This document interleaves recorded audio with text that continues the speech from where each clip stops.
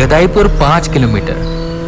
Aniket, Google map बता रहा है कि गदाईपुर यहाँ से 5 किलोमीटर दूर है। मैं जैसे जैसे कह रहा हूँ तो बस वैसे वैसे चलता रहे। कुणाल अनिकेत से कहता है। कुणाल और अनिकेत वो दोनों सेल्स का काम करते थे और आज उन्हें एक क्लाइंट से मिलने के लिए गदाईपुर जाना था, जो शाहजहांपुर से बस थोड़ा ही दूर था और थोड़ा जंगली इलाके में था। अनिकेत बाइक रोकते हुए कहता है, भाई ये कहाँ ले आया तू? आसपास बस मैदान और पेड़ दिखाई दे रहे हैं। यार आगे से बस हमें राइट लेना है और फिर हम पहुंच जाएंगे।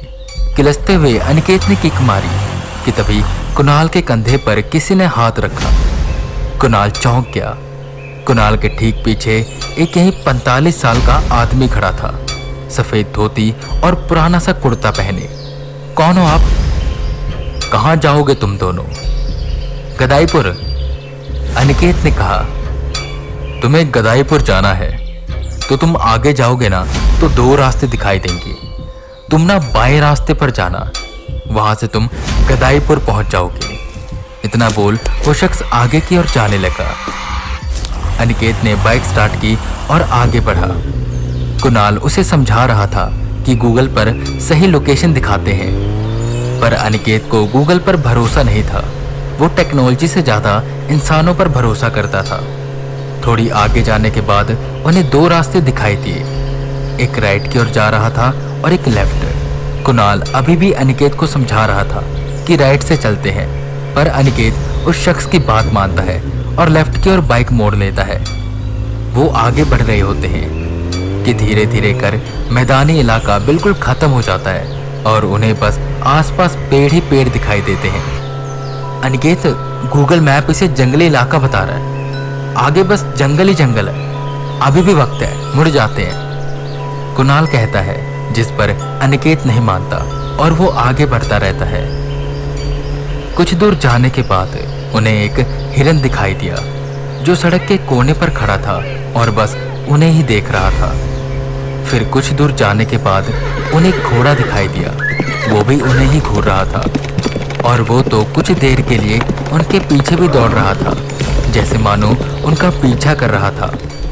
यहाँ कुछ कुछ देर में उन्हें बस 1-2 जानवर ही दिखाई दे रहे थे। कभी पेड़ पर एक बंदर दिख जाता, जो उनकी ओर देखते हुए बस हंसता रहता, तो कभी दूर कोई कुत्ता।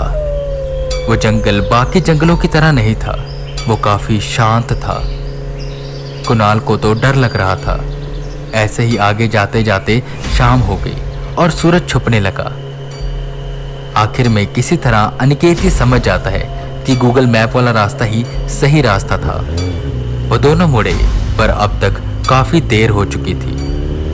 वो वापस जा रहे थे। इस बीच में कई की जगह ऐसी आई जहां उन्हें मरे हुए जानवरों की बदबू आ रही थी और बार बार ऐसा लग रहा था कि जैसे कोई उनका पीछा कर रहा है, कभी डालियों पे कूदते हुए तो कभी दौड़ते हुए। और वो शायद एक चीज नहीं थी, क्योंकि कभी उनके पीछे कुत्ता पड़ जाता तो कभी उड़ती हुई चिड़िया और कभी कभी तो एक काले रंग का घोड़ा, जो कि जंगल में भागते हुए उनके साथ साथ जाता और बस उनको ही देखता रहता, जो कि काफी डरावना था।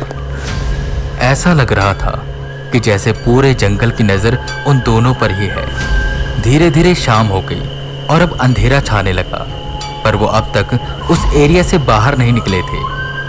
ये कैसे हो सकता है? वो दोनों हैरान थे, क्योंकि जब उन्होंने लेफ्ट लिया था तो वो बस आधा घंटा ही दूर गए थे, पर अब वापसी जाते हुए उन्हें बहुत ज़्यादा टाइम लग रहा था। अब तक करीबन 1 घंटा हो चुका था और वो उसी दिशा की ओर जा रहे थे। कई बार उन्हें ऐसा महसूस हुआ कि वो लगातार एक ही जगह पर घूम रहे हैं, बस अलग होते हैं तो वहाँ के जानवर, कभी घोड़े, सियार, कुत्ते और हिरन। उन्हें कुछ भी समझ नहीं आ रहा था और अब तो वहाँ आसपास का माहौल और भी ज़्यादा डरावना होता जा रहा था। आसपास से अजीबोगरीब आवाज़ें आ रही थी। उनकी बाइक का तेल भी खत्म होने वाला था। इसी बीच कुणाल अजीब तरह से हिलने लगा। ऐसे हिल क्यों रहा है तू? अनिकेत ने पूछा। अनिकेत भाई, कहीं साइड में बाइक रोक लेना, वो मुझे हल्का होना है, कुणाल ने कहा, जिस पर अनिकेत ने साइड में बाइक रोकी जहां उसने बाइक रोकी वहीं पर एक पुरानी सी साइकिल खड़ी थी। कुणाल, वो देख साइकिल खड़ी है एक। ये यहाँ कैसे आ गई? हो सकता है कि यहाँ कोई आसपास रहता हो या यहाँ से गुजर रहा हो। चल देखते हैं, अनिकेत कहता है। पर कुणाल बिना कुछ सुने थोड़े साइड में जाता है। वहीं अनिकेत बस यहाँ वहाँ देख रहा था कि कहीं वो शख्स दिखाई दे दे जिसकी ये साइकिल है, या कोई कुटिया। कि तभी उसे ऐसा लगा कि कोई उनकी ओर दौड़ते हुए आ रहा है, और तभी कुणाल की चीख सुनाई दी। अनिकेत ने उस दिशा की ओर देखा तो कुणाल वहां पर नहीं था। अनिकेत काफी चिंतित हो गया। वो कुणाल को यहाँ वहां ढूंढ रहा था, पर अब पूरे जंगल में गुप्त अंधेरा हो चुका था। उसे डर भी लगने लगा था। वो अपनी बाइक के पास आया तो उसने देखा कि कुणाल वहीं उसकी बाइक के पास खड़ा है। अबे पागल हो गया क्या? कहाँ चला गया था? और चीखा क्यों था तू? तो अंधेरा इतना हो रहा है, मुझे अलग से डर लग रहा है, और तू प्रैंक कर ले बस। चल यहाँ से जल्दी निकलते हैं। इतना बोल अनिकेत बाइक पर बैठा और उसने बाइक स्टार्ट की। वो निकल पड़े। इस बीच कुणाल बिल्कुल चुपचाप बैठा हुआ था। अनिकेत बार बार उससे बात करने की कोशिश कर रहा था, पर वो चुप था, बस उसे सुन रहा था। और जब से वो अनिकेत के पीछे बैठा था, अनिकेत को एक अजीब सी ठंडक का एहसास हो रहा था। ना जाने ये शायद इलाके की वजह से हो रहा था या कुछ और। वो अभी ये सोचने की स्थिति में नहीं था। कुछ देर बाद वो फिर उसी साइकिल के पास से गुजरे। अब अनिकेत का दिमाग चकराया। कुणाल, मुझे ऐसा लग रहा कि हम एक सर्कल में घूम रहे हैं। देखिए, साइकिल हमें 2 बार दिख चुकी है, अनिकेत ने कुणाल से कहा। उसने अनिकेत के कंधे को कसकर पकड़ लिया। शायद उसे डर लग रहा था, कहीं इसने जंगल में कुछ देख तो नहीं लिया। अनिकेत ये सोचते हुए आगे बढ़ता जा रहा था कि फिर तभी वो उसी साइकिल के पास से गुजरे। कुणाल ने तभी छलांग लगा दी और वह कूदकर जंगल की ओर भाग गया। अनिकेत ने ब्रेक लगाई। वो फटाफट उतरा और कुणाल का पीछा करने लगा। वो बस भागते हुए जंगल के बीच में जा रहा था कि एकदम से ही कुणाल उसकी आंखों के सामने से गायब हो गया। अनिकेत को कुछ समझ नहीं आ रहा था। वो वापस से बाइक के पास जाने लगा, पर वो जंगल में अब गुम गया था। उसे रास्ता नहीं मिल रहा था। वो अपने फोन की फ्लैशलाइट की मदद से बस आगे बढ़ता जा रहा था, और अब जंगल बहुत ज्यादा खतरनाक लग रहा था। वो पूरा अंधेरे में डूबा हुआ था और वो बिल्कुल किसी बुरे सपने की तरह लग रहा था। हवा से हिलते पत्ते, उसके बढ़ते कदमों से आती आवाजें और बादलों में छुपा चांद उस माहौल को और भी ज्यादा गंभीर बना रहा था। आगे बढ़ते हुए उसके पैरों से कुछ टकराया, जो कि हल्का हल्का चिपचिपा सा भी था। उसके बूट थोड़े से गीले हो गए।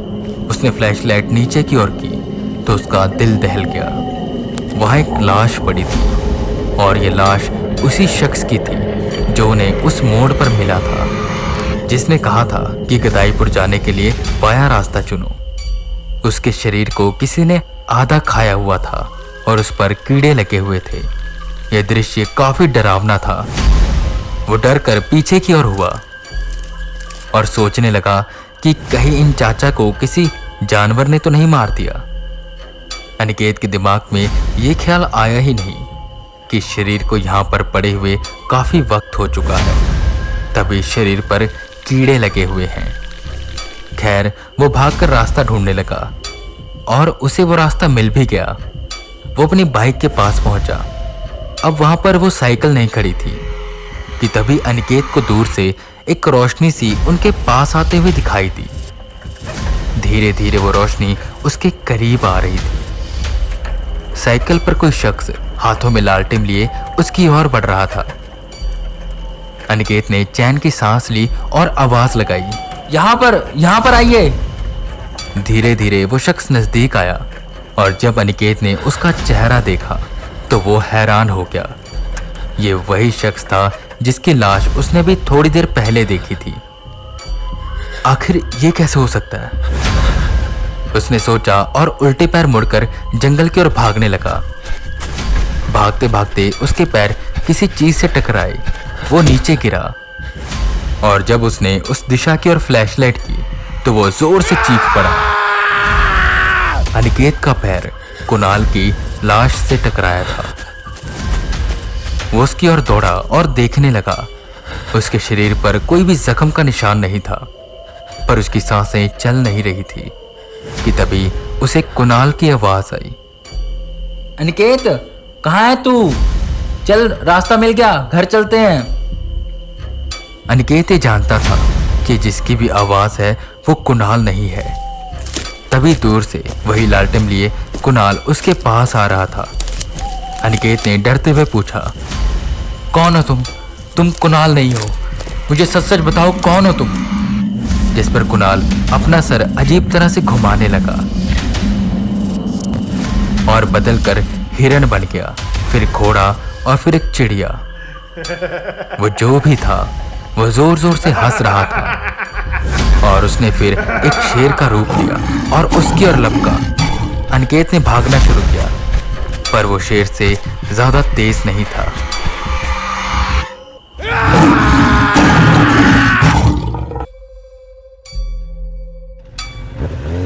अगले दिन शाम को एक पति पत्नी गदाईपुर की ओर जा रहे थे और उन्हें रास्ता नहीं पता था कि तभी उन्हें सामने एक शख्स बैठा नजर आया।